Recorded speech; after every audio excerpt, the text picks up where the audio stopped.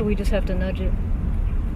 In the case of a humanitarian disaster, swift global communication is essential to save lives. One of the quickest ways to get a response is satellite communications, or SATCOM. However, challenges are different technologies and procedures between countries.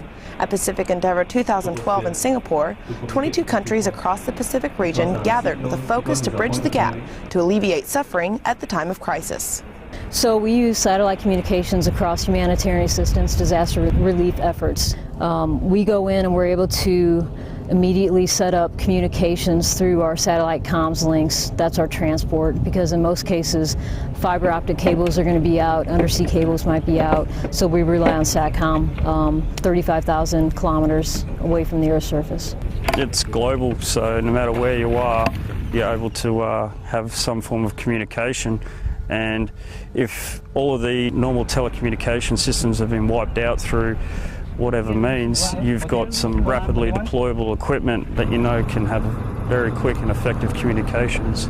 By adding the SATCOM course to Pacific Endeavour, the international community can be better prepared in times of disaster, allowing relationships to help facilitate quicker responses. That we can all work together for one common goal, and that's in an emergency response is it's all about preserving life and helping out as best as we all can.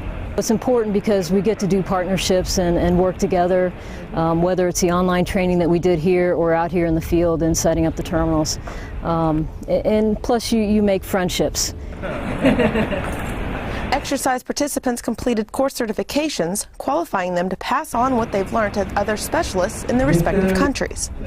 Air Force Staff Sergeant Mary Deaver, Changi Naval Base, Singapore.